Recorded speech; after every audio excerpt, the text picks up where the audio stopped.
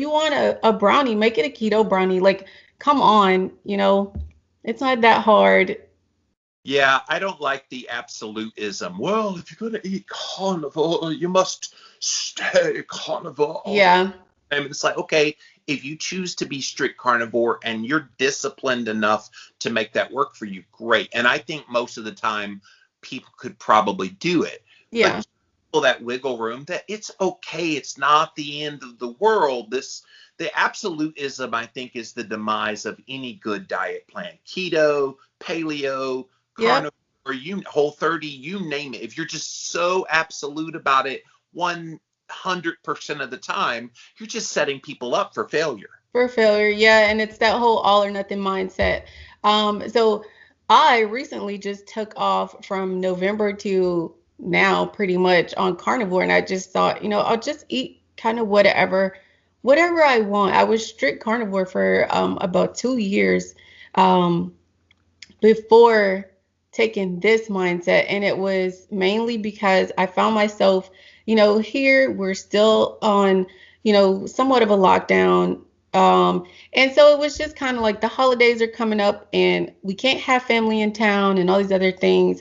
So let me just make this nice smorgasbord of food for my kids and not have them say, "Oh, mom, you can't eat any of this," type of thing. So I just kind of went with it, um, mainly because I want to be able to, really hone in on that mindset of it's okay to eat a bite of X, or it's your birthday. It's okay to have, this.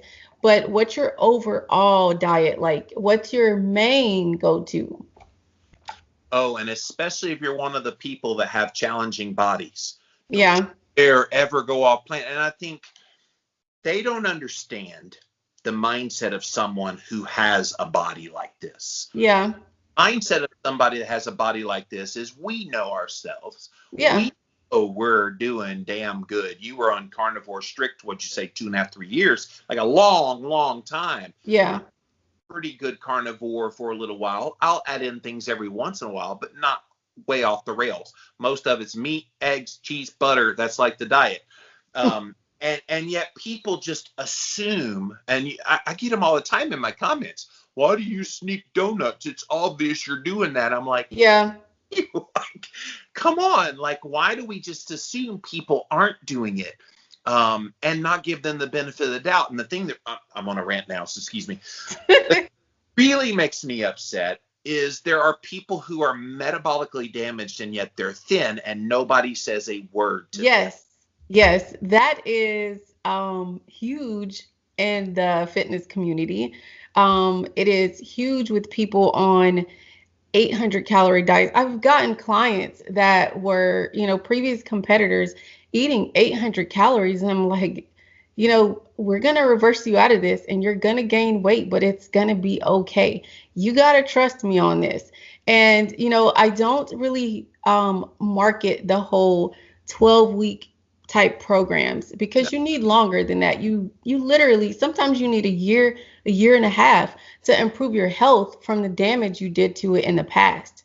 And like you said, nobody talks about those people that look a certain way but are, struggling to eat. They one little thing and they're off the rails, and that's not a way to live either. Yeah, and the people that want to lose weight fast, it's so funny to me. Like they're 55 years old, they've been gaining weight for decades, and then they come to a trainer slash weight loss coach like you, and they're like, "All right, Kiki, I'll buy into what you sell." And then like a month in, they're like, "Why haven't I lost all the weight yet? Oh my God!" And I'm like, you realize decades upon decades upon Yeah. decades of damage, and you're in a much different metabolic state now. Your insulin Yep. resistance is off the charts. Like there needs to be like this visual of some sort that shows them, hey, look, this is what you might have been when you were a teenager, but you ain't there no more. And Yeah. because of that, you're going to have issues. Now, I know for me, part of my issue was my mama was over 300 pounds when she had me. And we were just talking about this just recently. She's like, you were supposed to be born in late November, but you didn't come out to December 27th. I'm like, wait, you carry Yeah, I was like 11, 12 pounds when I came out of her. Oh my God. That's awesome. You were in there having a good old time. But the problem was I was so big they couldn't go through the vaginal. So I lost all the gut microbiome. Oh yeah. Sectioned me, which then set me up because of being in there, and she was so big for insulin resistance from in From utero. the start. Yeah. I was destined to struggle. I hate that word struggle because I don't struggle. I feel good. I've got great energy. I've got all Yeah. the being healthy. I just happen to have a belly. Like Yeah. let's kind of get over this. Your weight is your health as well. That's another pet peeve. Yes. Is yours too. Yeah, it is.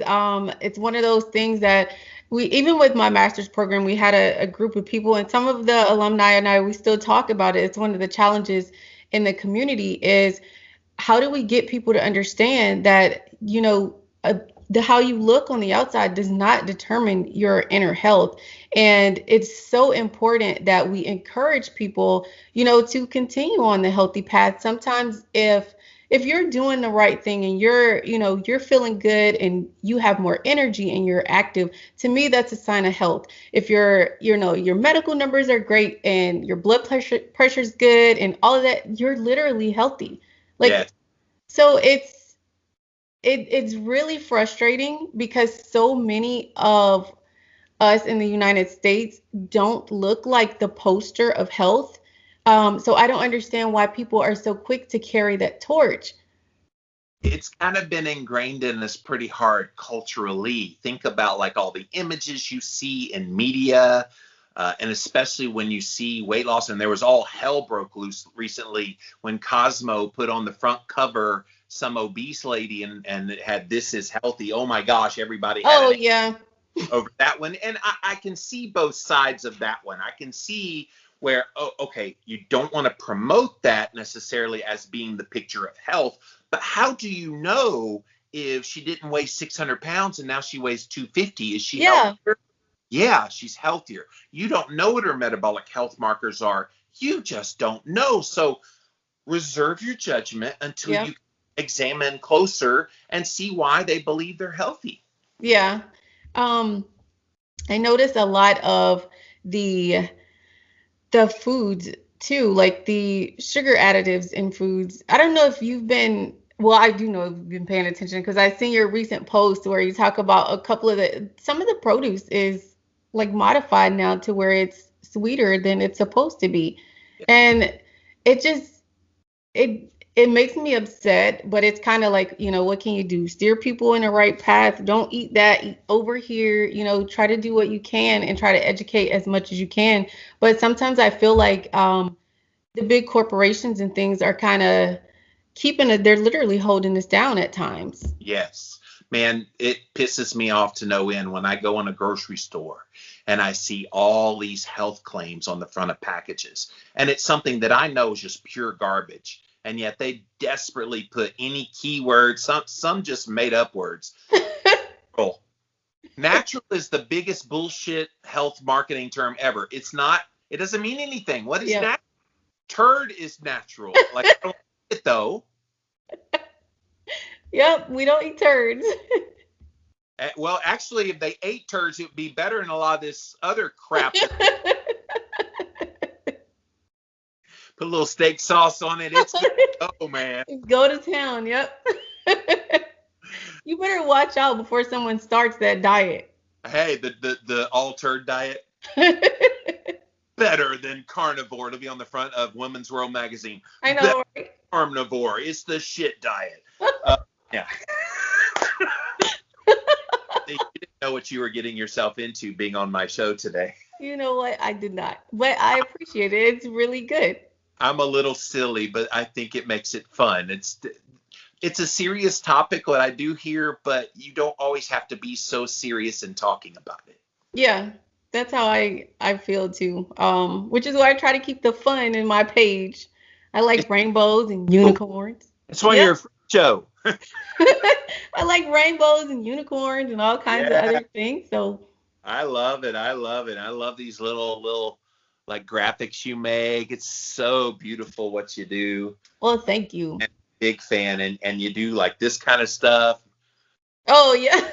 The guys. I'm like, all right, Kiki, I see what you're doing there. And my little pink hair. Little pink hair, and then you do your little sticking the tongue out. You're looking like a little girl there.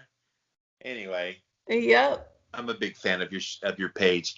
So, what else is on your mind? What do you think's not being really talked about in this community? I feel like you're reaching out to a sector of the community that's forgotten. How do we get more people to pay attention to the sector that's attracted to your work?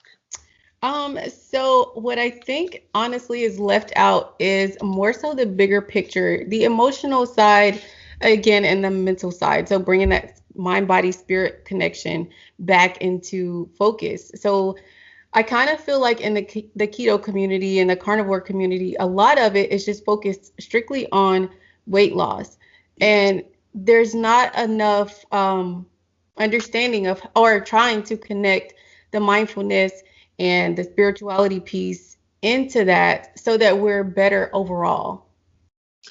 Yeah, and I love that, by the way. And I think practices like meditation and red light therapy and infrared sauna and deep breathing, massage and hot tub and all the things. Like, we don't talk about the totality of health. It seems like weight loss, diet, fitness, exercise. It's like there is no, let's look at all of it. Yeah. How you package it so people don't get overwhelmed by the all of it. I think if you're going to start with one thing, start with diet. Get the diet right. Then from there, add in movement, add in kind of reduction types of things.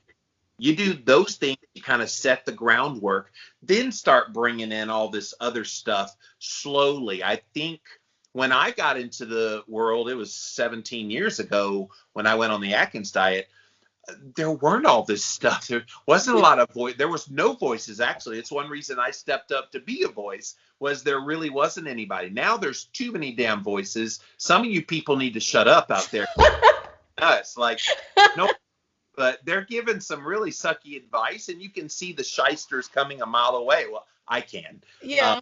And that's unfortunate as well. Yeah.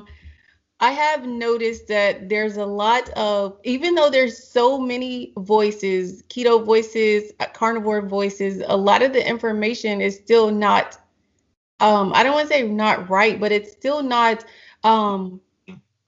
yeah, you're not gonna, lose 100 pounds overnight just because you went keto for one day or even carnivore. And what I'm starting to notice with the carnivore diet also is that it seems like it's being touted as weight loss, and I don't picture it that way. It's more of a health-based diet. And I don't think the two big boys, Sean Baker and Paul Saladino, I don't think either one of them has ever pitched it as weight loss. I think both of them pitch it as generally healthy, and through that healthiness, you could lose weight and get fit and da-da-da-da-da. Yeah. I think they're the ones pushing that narrative. But I think what has happened is, forgive me, but sorry, not sorry, the vultures have come in and tried to make it a weight loss miracle. Yeah. And then there's a lot of random supplements that have come up as a result of it, especially with the supplement industry, like really harped on keto, and you pick the stuff up and it's like it doesn't even make any sense. It's like a pre-workout that's keto centered will have like 30 grams of carbs in it. And I'm like, okay, well, this is obviously not right. What are you doing? Like, get it out of here. So it's really about the challenge of getting people to realize small steps. And it's really as simple as, if you just only ate meat and leafy green vegetables, no matter where you went, and eggs and cheese and butter, you're halfway there, if not 90% there. You don't need all this extra stuff, not yet. Yeah, there wasn't anything when I first started. There were a few little, like the Atkins company before they got really bad, like they are now. Don't stay away from the Atkins stuff, guys. They're not keto.